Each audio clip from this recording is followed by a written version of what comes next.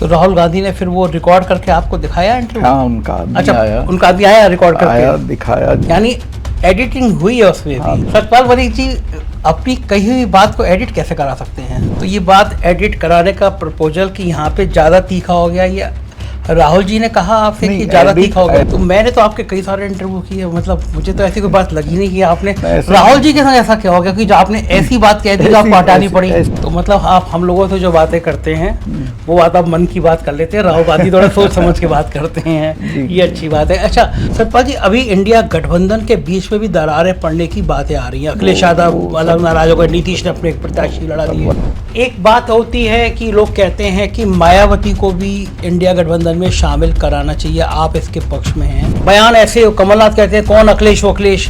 मेरी community 4 state में militant है, इनको गांव-गांव में ठोक देगी। 2024 में आप क्या देखते हैं? फौज से डरते हैं कि फौज रिएक्ट करती है, रिएक्ट कर सकती है, तो फौज को निष्प्रभावी बना रहे हैं। अग्निवीर होने के बाद लोग जा ही नहीं रहे, उस विश्व भ्रमण करेंगे, नए नए कपड़े बनाएंगे, मजे करेंगे, उनको कोई समाज का तो भला करना नहीं है।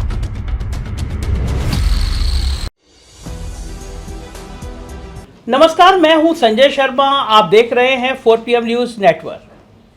बहुत सारे राज्यपाल होते हैं, राजभवन में बड़े मौज के साथ रहते हैं, रिटायर होने से पहले फिर दूसरे राजभवन में चाहते हैं और ज़िंदगी सुख सुविधाओं के साथ गुजार लेते हैं। कहा भी जाता है कि राजभवन से ज़्यादा सुख सुविधाएं कहीं नहीं होती, मगर जब कोई गवर्नर ऐसा हो जिसके सिर पर सच बोलने का जुनून सवार हो, जो सच्चाई की बात कर रहा हो, जो सत्ता का सच आपको दिखा रहा हो, तो फिर क्या होगा उसके साथ?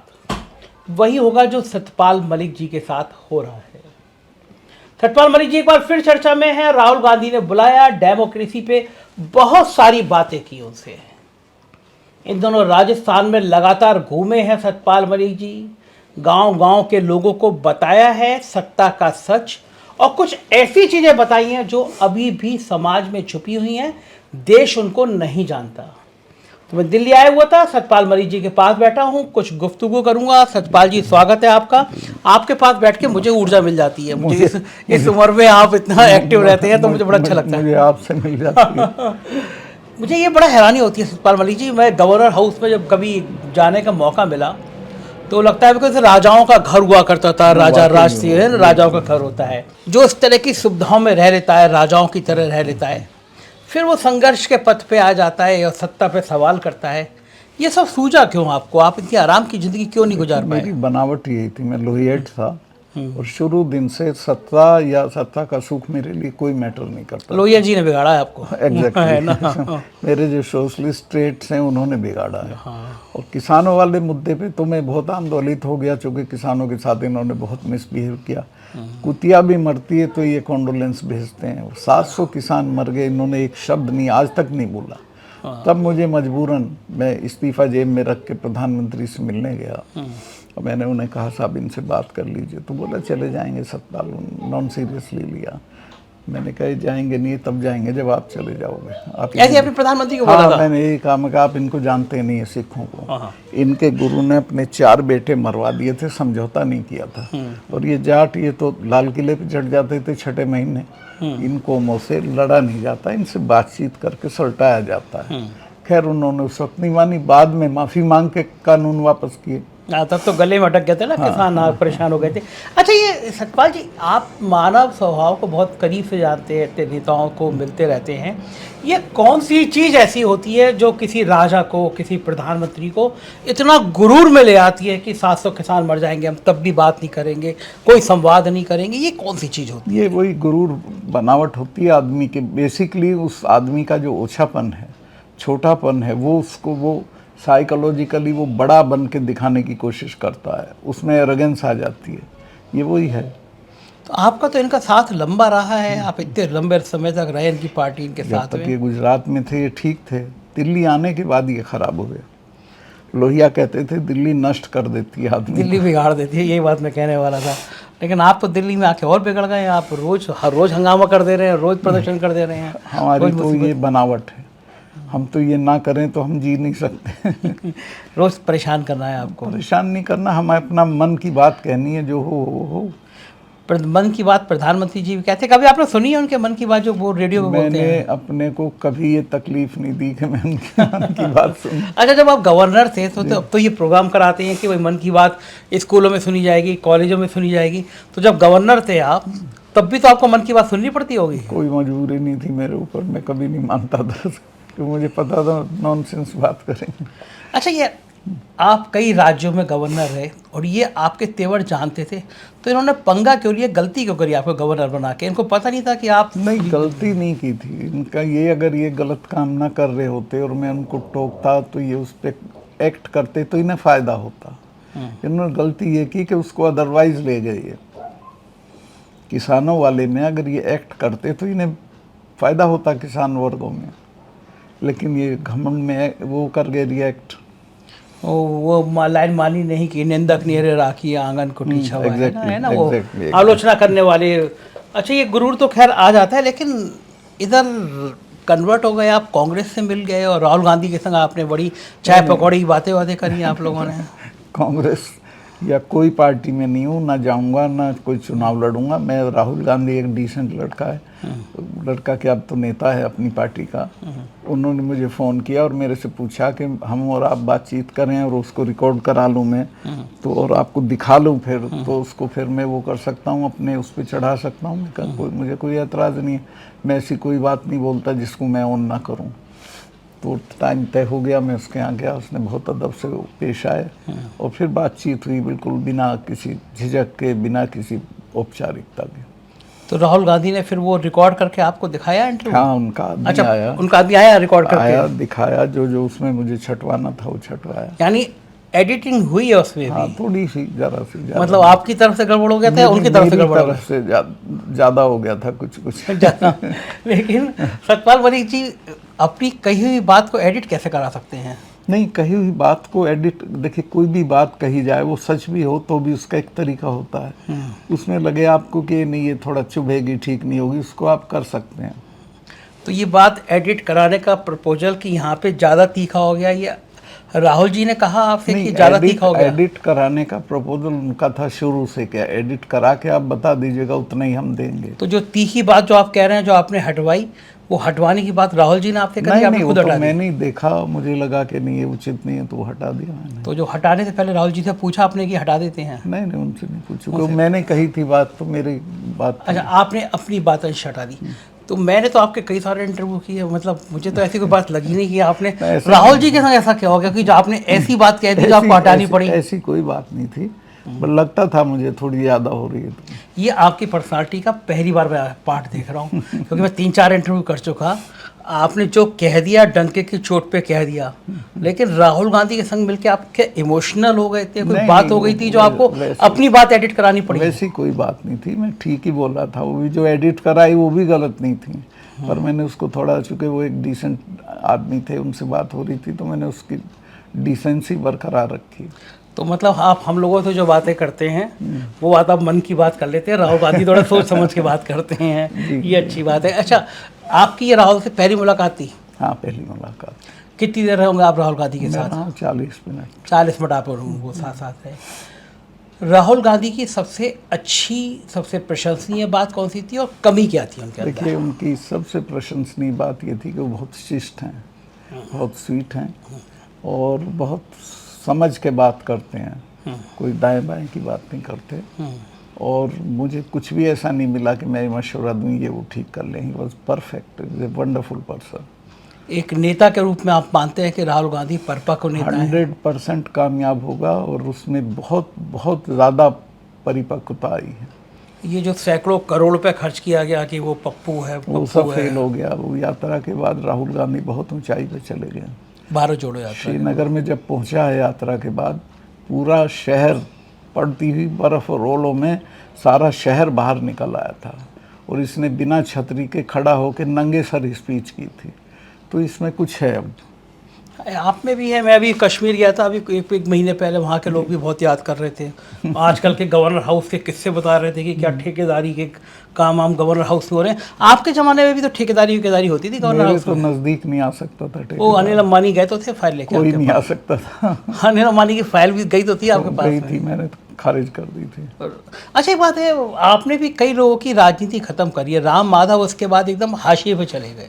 लेख तो लिखते हैं आजकल, लेख ही लिखते हैं, बाकी एक्टिव संघ ने उनको एक्टिव नहीं रखा। करना नहीं चाहिए, बदनामी का काम किया उन्होंने। राहुल गांधी ने इंटरव्यू खत्म होने के बाद कुछ चर्चाएं इस तरह की भी करी कि जो इंडिया अलायंस बन रहा है इसमें नेतृत्व कांग्रेस करे या फिर कोई क्षेत्रीय पार्टी का ये नेता। सब कोई बात नहीं है, राजनीतिक कोई उस तरह की बात नहीं है हमारे बीच में, कोई पॉलिटिकल बात नहीं है। कोई तो political आपके बात पास तो इतनी राजनीतिक समझ है, आप लोहिया के साथ रहे हैं, तो आपने कोशिश नहीं करी कुछ लाइन देने की कुछ, क्योंकि इंडिया नहीं। गठबंधन के नेता भी। मुझे राहुल परफेक्ट लगे, इसलिए मैंने कोई मशवरा नहीं दिया। सतपाल जी, अभी इंडिया गठबंधन के बीच में भी दरारें पड़ने की बातें आ रही हैं। अखिलेश यादव अलग नाराज हो गए, नीतीश ने अपने एक प्रत्याशी लड़ा दिए। वर्कआउट हो जाएगी, कोई दिक्कत नहीं है। लगता है आपको इंडिया गठबंधन बना रहेगा, टूट नहीं बना होगा? रहेगा, ये लड़ेगा और इस सरकार को हटाएगा। इस सरकार को हटा देने पे कॉन्फिडेंस लग रहा है? 100%। मैं तो देश भर में घूम रहा हूँ, मैं आपको स्टेट वाइज बता सकता हूँ क्या रिजल्ट होगा। अच्छा, उत्तर प्रदेश में बता दीजिए। चलिए, देखिए, उत्तर प्रदेश ही एक ऐसा है कि जिसमें थोड़ा शक व शुबा था, लेकिन ये जो हुआ है यहाँ मेयों की क्या एरिया है, नूह के दंगे के बाद हरियाणा के जाटों ने जो स्टैंड लिया खापों ने कि हमारा तो इनसे कोई झगड़ा नहीं है, उसका असर अब बागपत और मुजफ्फरनगर में जो जाट कम्युनल हो गया था वो वापस आ गया, तो वहाँ भी बहुत अच्छा रहेगा। एक बात होती है कि लोग कहते हैं कि मायावती को भी इंडिया गठबंधन में शामिल कराना चाहिए, आप इसके पक्ष में हैं? देखिए, मायावती आ जाएं तो वो आदर्श स्थिति है, पर मैं उनकी मजबूरियां नहीं जानता क्या है, उन्हें आ जाना चाहिए और वो आएगी तो उनका कद है उतना उनको सम्मान मिलेगा। आपको लगता है इस अलायंस में मायावती आ जाएंगी शामिल? क्योंकि लोग कहते हैं बीजेपी के पक्ष में ही काम करती हैं वो, जो बीजेपी के नेता हैं वो मान लेती हैं उनकी बातें, ऐसे लोग कहते हैं। मुझे नहीं लगता कि वो आएंगी। नहीं आएंगी। तो अगर ये अलायंस बनता है, समाजवादी पार्टी, कांग्रेस, बसपा और भाजपा अलग अलग लड़ते हैं? नहीं, अलग अलग नहीं लड़ेंगे, समाजवादी, कांग्रेस और बाकी लोग मिलकर लड़ेंगे सब। सपा कांग्रेस लोकदल में बड़ा बड़ा मोटा मोटा मान लेता हूँ, दूसरा एक ताकत बसपा की होगी, तीसरी ताकत बीजेपी की होगी। तो उन स्थिति में बीजेपी कमजोर कैसे हो जाएगी? बीजेपी तो फिर ताकत में रहेगी। बिल्कुल कमजोर हो जाएगी। सपा और कांग्रेस के मिलने के बाद एक तो माइनॉरिटी का वोट बिल्कुल डिवाइड नहीं होगा, अपर कास्ट का वोट डिवाइड नहीं होगा, किसानों का वोट डिवाइड नहीं होगा, और बीजेपी पे कुछ बचेगा ही नहीं, कम्युनलाइज नहीं कर सकती है बीजेपी। जो तेवर कांग्रेस के और अखिलेश के बीच में दिखाई दे रहे हैं, उसमें ये संभावना भी लग रही है कि ऐसा ना हो कांग्रेस और समाजवादी पार्टी अलग अलग लड़ जाए। नहीं, साथ लड़ेंगे। साथ लड़ेंगे। इस साथ को लड़ाने के लिए, साथ लाने के लिए कौन से नेता ऐसे हैं जो दोनों के बीच बातचीत कराएंगे? क्योंकि बयान ऐसे, कमलनाथ कहते हैं कौन अखिलेश हो अखिलेश, उत्तर प्रदेश में कांग्रेस का अध्यक्ष अलग बयान देते हैं। बैड टेस्ट नहीं करना चाहिए ऐसा। अखिलेश इज ए लीडर, बड़ी कम्युनिटी का नेता है, कई जगह वो कम्युनिटी है स्टेट्स में, और मुलायम सिंह जी की उसके पास विरासत है, तो ही इज ए लीडर, उसके लिए ऐसा नहीं बोलना चाहिए कमलनाथ जी को। आपने अभी तक उत्तर प्रदेश का दौरा नहीं किया, आप अखिलेश यादव से मिलने नहीं गए, तो राजस्थान आप इतनी बार चले गए। अखिलेश से मेरी मुलाकात हो जाती कभी कभी। उत्तर प्रदेश में नहीं आते ना? हाँ, मैं उत्तर प्रदेश में जानबूझ के नहीं जा रहा हूँ। एक तो पश्चिम में मैं जाऊँगा तो जयंत सोचेगा मुझे डिस्टर्ब करने आए, जबकि मैं उसको सपोर्ट कर रहा हूँ, और पूरब में मेरा कभी कोई दखल था ना है, तो मैं जाता नहीं हूँ। अखिलेश जब कहेंगे तो जाऊँगा। जयंत को क्यों लगेगा? दो जाट नेता, ताकतवर नेता होता है, असर हो जाता है। एक कम्युनिटी का एक ही नेता। अच्छा, आप में और जयंत में जाट लोग किसकी बात ज़्यादा मानते हैं? देखिए, अपनी अलग अलग चीज़ है। जयंत तो चौधरी साहब के पोते हैं, उनको बेनिफिट है। मैं अपनी करामात और मेहनत से हूँ। तो और इससे ज़्यादा जाटों को क्या करामात चाहिए कि एक गवर्नर है वो अपनी कुर्सी छोड़कर उनके बीच आ रहा है और कह रहा है? तो फिर वो मानते हैं, पूरे देश का जाट मानता है, वेस्टर्न यूपी का ही नहीं, राजस्थान का भी, हरियाणा का भी, बाकी जगहों में भी सब मानते हैं कि इस वक्त जाटों में हमारे नंबर 1 नेता हैं सब। तो जयंत को ये डर होगा अगर आप आएंगे तो उनका कद थोड़ा कम होगा? को डर नहीं है, ये जो चेले चाटे होते हैं इनको होता है। चेले ज़्यादा से ज़्यादा आग लगा देते हैं नेता को, ये बात है, सही है। जयंत बात करते हैं, आपका संवाद होता है जयंत? आए थे अभी पिछले हफ्ते मेरे यहाँ। अच्छा, घर आए थे? बहुत शिष्ट है जयंत, बहुत अच्छे लड़के हैं, and I wish him well. मैं उसकी मदद करूँगा इलेक्शन। सतपाल जी, राजस्थान लगातार आपने दौरा किया जी जी। और मध्य प्रदेश से लोगों से संपर्क में है आप। खास तौर से मैं 3 राज्यों की बात करना चाहूँगा, राजस्थान, मध्य प्रदेश, छत्तीसगढ़। जी। क्या तस्वीर आपको नजर आ रही है? देखिए, राजस्थान में जो पहले दिखता था बीजेपी आ जाएगी, वो बिल्कुल नहीं है। राजस्थान में गहलोत की स्कीम्स इतनी पॉपुलर हैं, उसने इतना अच्छा काम किया है कि वो 100% जीत जाएंगे। बाकी 2 स्टेट में तो कोई फाइट ही नहीं है। मध्य प्रदेश में आप फाइट नहीं मान रहे हैं? बिल्कुल नहीं मानता हूँ। मध्य प्रदेश में कांग्रेस आ रही धारोधार। छत्तीसगढ़ में तो खैर मजबूत हाँ, स्थिति है। छत्तीसगढ़ में एकदम है। लेकिन अभी आज लाइन लगा के ये जो ईडी जेल भेजने की तैयारी कर रही है केजरीवाल जी 2 नवंबर को। इससे तो वोट बढ़ेगा उन पार्टियों का, लोगों का। ये तो बहुत गलत काम है और ये परंपरा नहीं डालनी चाहिए रूलिंग पार्टी को। अच्छा, करते हैं आज राहुल जी ने प्रेस कॉन्फ्रेंस करी, अखिलेश जी ने करी कि हमारे फ़ोन टेपिंग की एप्पल ने सूचना दी, नेताओं को जेल भेज रहे हैं, फ़ोन टेप करा रहे हैं। ये सरकारें कब किन हालातों में करती हैं? ये सरकारें जब पागल हो जाती हैं, इस वक्त इस सरकार को लग गया कि हम हट रहे हैं। इसको गांव में बोलते हैं चला चली का माहौल हो गया है, तो उससे घबरा के करती हैं, ये कर लो, शायद इससे कुछ हो जाए। कुछ नहीं होना अब। सतपाल जी, जब ये नेताओं के जेल जाने का दौर शुरू होता है तो आपको डर नहीं लगता कि नंबर अब आपका भी आ जाएगा? नहीं, मैं तो बहुत बार जेल गया हूँ, फिर चला जाऊँगा। मुझे तो इन्होंने कोशिश की थी जेल भेजने की, लेकिन इन फीडबैक नीचे से आया कि नहीं, नुकसान हो जाएगा। मेरी कम्युनिटी 4 स्टेट में है, मिलिटेंट है, इनको गांव-गांव में ठोक देगी, तो मुझे नहीं भेजेंगे।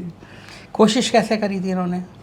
कोशिश की थी बीच में। एक बार मेरे यहाँ खाप नेता आ रहे थे खाने के लिए, मेरे जगह नहीं है, तो मैंने बाहर एक सेक्टर 12 है, सेक्टर 12 के लॉन में शामियाना लगा लिया, खाना बनने लगा।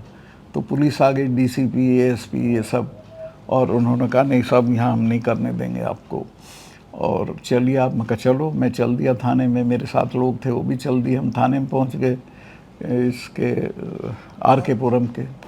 वो खबर पहुंच गई सब जगह, तो हम जैसे बागपत से बसें भर भर के चल दी, लोग चल दिए। कंडेला में सड़क रोक ली लोगों ने, तो इनको खबर आई कि तो रिएक्शन हो गया है, तो इन्होंने फ़ौरन 1 घंटे के अंदर क्लैरिफिकेशन दे दिया कि he is not under arrest. वो ऐसे ही आए थे थाने में, खाना खा रहे। मैंने कहा वहीं खाना बनाओ भाई, चलो। कि नहीं, खाना बन रहा है, खाना खा के चले जाएंगे।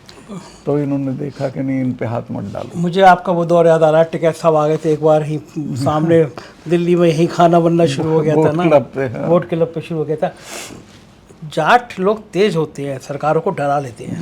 नहीं, जाट मिलिटेंट होता है, लड़ना जानता है, लड़ता है, जुझारू होता है।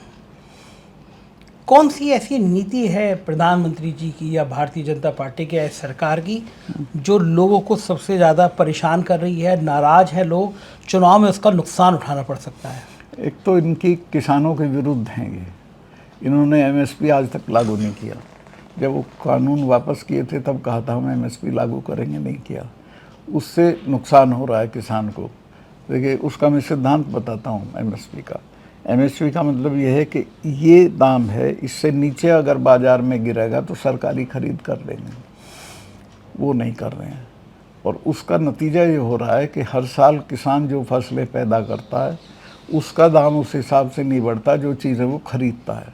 लिहाजा वो हर साल गरीब हो रहा है, उसकी परचेजिंग पावर कम हो रही है। वो बड़ा मुद्दा है जो चुभता है, और उस पे ये मौन है एकदम। और उसका रीज़न ये है कि अडानी ने बहुत बड़े पैमाने पे चावल और गेहूं खरीद के पानीपत में अपने गोदामों में डाल दिया है, और वो जब महंगा हो जाएगा तब वो बेचेगा। तो उसको फ़ायदा पहुंचाने के लिए MSP लागू नहीं कर रहे हैं। MSP लागू नहीं होगी तो किसान कभी सेटिस्फाइड नहीं होगा इनसे। अग्निवीर योजना लाई थी खास तौर से जाट। तो देखिए, ये खेती को ख़त्म करना चाहते हैं कि किसान खेती से हट जाए और फिर हम इसको कॉरपोरेट को दे दें। ये फ़ौज को भी ख़त्म करना चाहते, क्योंकि फ़ौज से डरते हैं। फ़ौज से डरते हैं कि फ़ौज रिएक्ट करती है, रिएक्ट कर सकती है, तो फ़ौज को निष्प्रभावी बना रहे हैं। अग्निवीर होने के बाद लोग जा ही नहीं रहे उसमें। सतपाल जी, ये एक कॉमन सी बात कही जाती है, एक आम आदमी कहता है ये लोग जादूगर हैं, कुछ भी कर लेंगे। फिर आपके बयान को लोग कोट करते हैं कि पुलवामा, वो आप गवर्नर थे ही थे।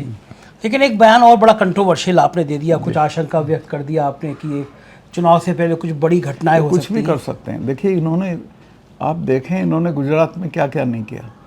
हिरेन पांड्या मरवाया कहा जाता है, उसके बाप कह रहे, मैं नहीं कह रहा हूँ। और इन्होंने अपने जितने सामने के लोग हैं उनको बर्बाद कर दिया। अडवाणी जी से आदमी को बर्फ में लगा दिया, तो ये अपने राज्य में रहने के लिए कुछ भी कर सकते हैं।